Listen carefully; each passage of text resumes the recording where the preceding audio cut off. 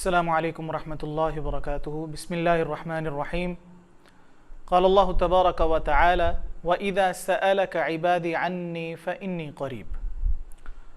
اللہ تعالیٰ فرماتے ہیں اے محمد صلی اللہ علیہ وسلم، جب آپ سے میرے بندے میرے بارے میں سوال کریں تو آپ یہ کہہ دیجئے کہ میں بالکل قریب ہوں۔ اجیب دعوت الداعی اذا دعان، میں دعا قبول کرتا ہوں جب کوئی شخص مجھ سے دعا کرے۔ اب دعا قبول کیسے ہوتی ہے، اس کے آداب جناب محمد رسول اللہ صلی اللہ علیہ وسلم نے ہمیں سکھلائے ہیں۔ سب سے پہلا ادب اور دعا کا حق یہ ہے کہ دعا جب مانگی جائے اس دعا میں درود کا ذکر کثرت سے کیا جائے۔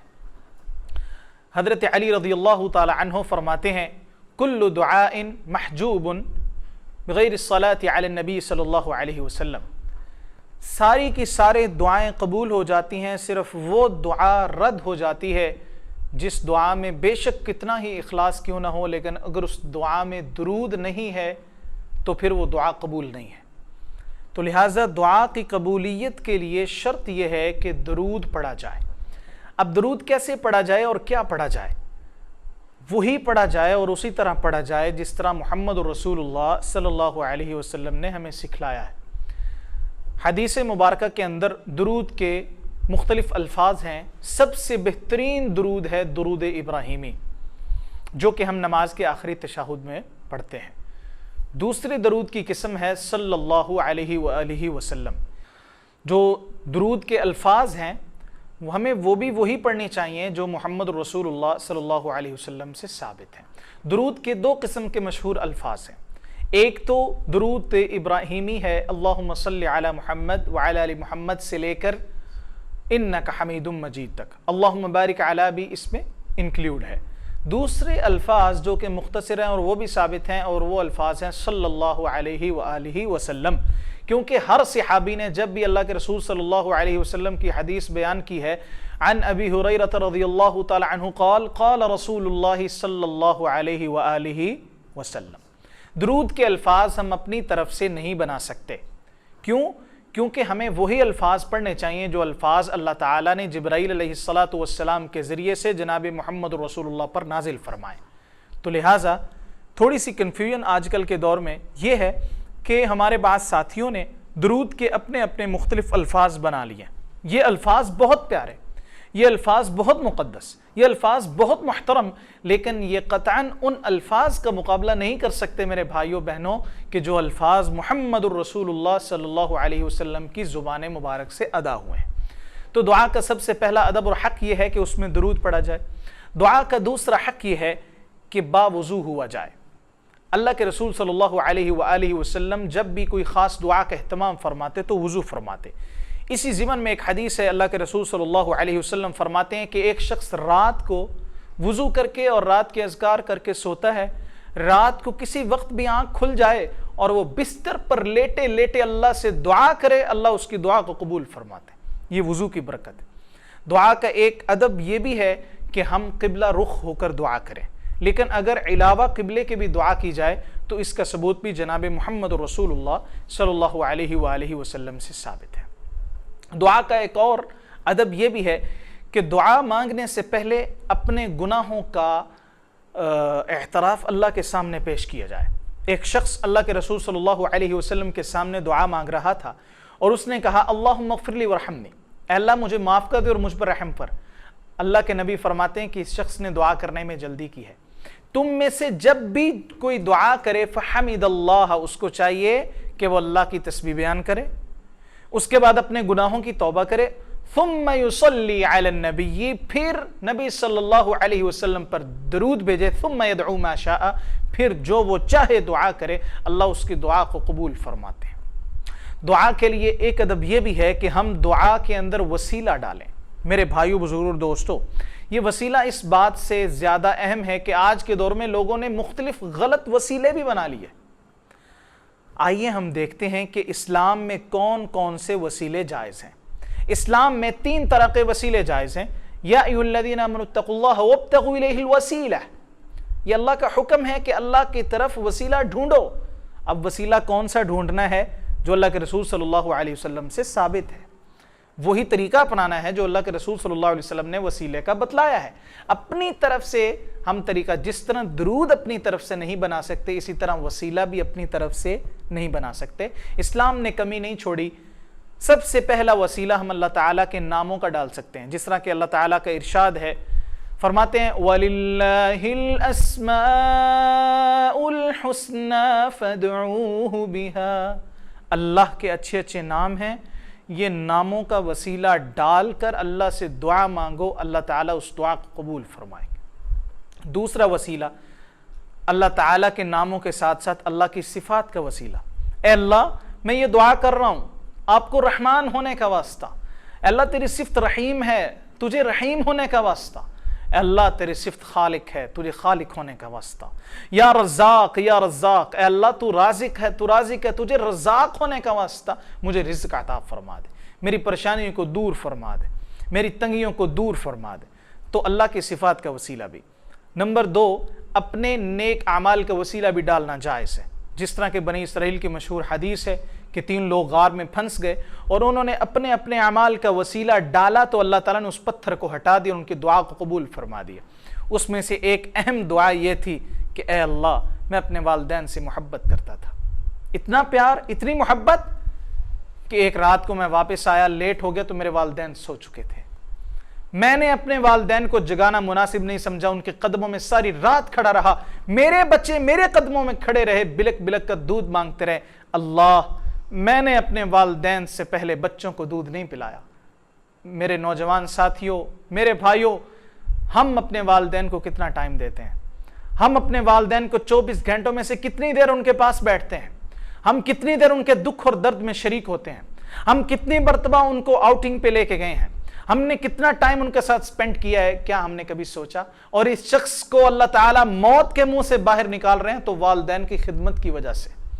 اے اللہ میں ساری رات کھڑا رہا، صبح کا سورج طلوع ہوا، میری والدہ اٹھی، میں نے پہلے اپنے ماں کے ہونٹوں کے ساتھ دودھ کو لگایا، دودھ کے پیالے کو پھر ماں کے پینے کے بعد اپنے بچوں کے ساتھ لگایا. اے اللہ اگر یہ عمل پسند ہے، قبول ہے تو اس پتھر کو ہٹا دے. اللہ نے وہ پتھر ہٹا دیا. تو اپنے نیک اعمال کا وسیلہ، اے اللہ میں محمد رسول اللہ صلی اللہ علیہ وسلم پر ایمان لایا، اے اللہ میں نے نماز پڑھی، اے اللہ میں نے یہ قرآن پڑھا ہے، اے اللہ ہم نے روزے رکھے ہیں، یا اللہ ہم نے تراویح پڑھی ہے، یا اللہ ہم نے نفل پڑھے ہیں، یا اللہ ہم نے تہجد پڑھی ہے، یا اللہ ان نیک اعمال کے وسیلے سے ذریعے سے ہماری یہ دعا قبول فرما.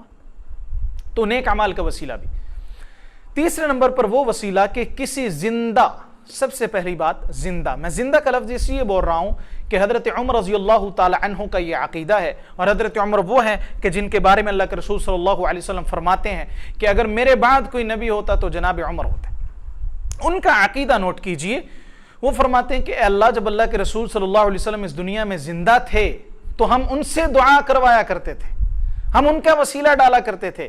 اب چونکہ وہ اس دنیا میں نہیں ہیں، ہم ان کے چچا کا وسیلہ ڈالتے ہیں. کیا مطلب؟ کہ کسی زندہ نیک ولی بزرگ اور نبی مکرم جناب محمد رسول اللہ صلی اللہ علیہ وسلم کی وفات مبارکہ کے بعد، اس دنیا سے چلے جانے کے بعد، کوئی ایک صحابی بھی ایسے نہیں ہے کہ جنہوں نے قبر نبی صلی اللہ علیہ وسلم پر جا کر وسیلہ مانگا. تو لہٰذا صحابہ اکرام سے عقیدہ ثابت ہوتا ہے کہ کسی زندہ نیک ولی بزرگ سے دعا کروائی جائے، اور اس کا ثبوت جناب محمد رسول اللہ صلی اللہ علیہ وسلم کی حیات طیبہ سے ہے. ایک صحابی آیا، یا رسول اللہ میں نبینا ہوں، بینا ہو کے دیکھنا کیا چاہتے ہو؟ یا رسول اللہ آپ کا دیدار کرنا چاہتا ہوں. آپ نے فرمایا ٹھیک ہے میرا وسیلہ ڈالو. اس صحابی نے دعا کی کہ یا اللہ میں اللہ کے نبی کی سفارش ڈال رہا ہوں، مجھے بینائی نصیب فرما. پھر اللہ کے نبی نے خود دعا فرمائی کہ اے اللہ یہ بندہ میری سفارش کر رہا ہے، یا اللہ میری سفارش مجھ سے کروا رہا ہے، یا اللہ میں اس کی سفارش کرتا ہوں، اس کی بینائی نصیب فرما. تو اللہ تعالیٰ نے اس صحابی کو بینائی لوٹا دی. یعنی کسی زندہ نیک ولی بزرگ سے دعا کروانا. آج کے دور میں ایک بہت بڑی بات ہے کہ یا اللہ یہ اللہ کے نبی صلی اللہ علیہ وسلم کے صدقے سے، یہ نبی پاک صلی اللہ علیہ وسلم کے صدقے سے، یہ صحابہ اکرام کے صدقے سے. اس کے 2 مفہوم ہیں جو میں کھل کر بیان کرنا چاہتا ہوں. پہلا مفہوم تو یہ ہے کہ اے اللہ ہم نبی صلی اللہ علیہ وسلم پر ایمان لے کے آئے، اس ایمان لانے کے وسیلے سے ہماری یہ دعا قبول فرمائے تو یہ بالکل ٹھیک ہے، کیونکہ یہ ہم اپنا عمل بیان کر رہے ہیں کہ اللہ ہم ایمان لے کے آئے ہیں. لیکن جو آج کل بیان کیا جاتا ہے اس کے بارے میں 4 ائمہ اربع یعنی کہ ائمہ کرام امام ابو حنیفہ، امام مالک، امام شافعی، امام احمد بن حنبل رحمہ اللہ چاروں کے چاروں اس بات پر متفق ہیں کہ دعا کے اندر وہ والا وسیلہ کہ اللہ ہمارا یہ وسیلہ بن جائیں، یعنی کہ یہ ہماری اب بھی سفارش کریں، یہ ہماری اب بھی درخواست آپ کے پاس لے کے جائیں، چاروں ائمہ کے نزدیک اور پیر عبدالقادر جیلانی رحمہ اللہ کے نزدیک یہ بات ٹھیک نہیں ہے۔ ہمیں وسیلہ اسی طرح ڈالنا چاہیے جس طرح صحابہ کرام ڈالا کرتے تھے۔ صحابہ کرام کا طرز عمل کیا تھا؟ جب اللہ کے نبی صلی اللہ علیہ وسلم اس دنیا میں زندہ رہے تو آپ نے وسیلہ ڈالا ہے، اور جب اللہ کے نبی صلی اللہ علیہ وسلم اس دنیا سے چلے گئے تو آپ صلی اللہ علیہ وسلم کا وسیلہ نہیں ڈالا گیا۔ تو لہٰذا آج کے دور میں بھی ہمیں صحابہ اکرام کی سنت اور عقیدے پر چلنا چاہیے، کیونکہ ان کے عقیدے اور سنت پر ہماری نجات ہے، اور چاروں ائمہ کرام بھی اس بات پر متفق ہیں کہ بتوسل النبی اور بجاہ النبی صلی اللہ علیہ وسلم کے الفاظ کہنا یہ ٹھیک نہیں ہے، مکروہ ہے۔ اللہ تعالی ہمیں دین کی سمجھ نصیب فرمائے۔ دعا کے آداب میں سے ایک ادب یہ بھی ہے کہ دعا ہاتھ اٹھا کے مانگنی چاہیے، یہ زیادہ عز و انکساری کا معاملہ ہے۔ اللہ تعالیٰ کے نبی صلی اللہ علیہ وسلم فرماتے ہیں کہ اللہ کو حیا آتی ہے کہ اللہ اپنے بندے کے خالی ہاتھوں کو واپس لوٹا دے۔ دعا مانگنے کے بعد درود پڑھنا چاہیے، اور چہرے پر ہاتھ پھیرنا بھی جناب محمد رسول اللہ صلی اللہ علیہ وسلم سے ثابت ہے۔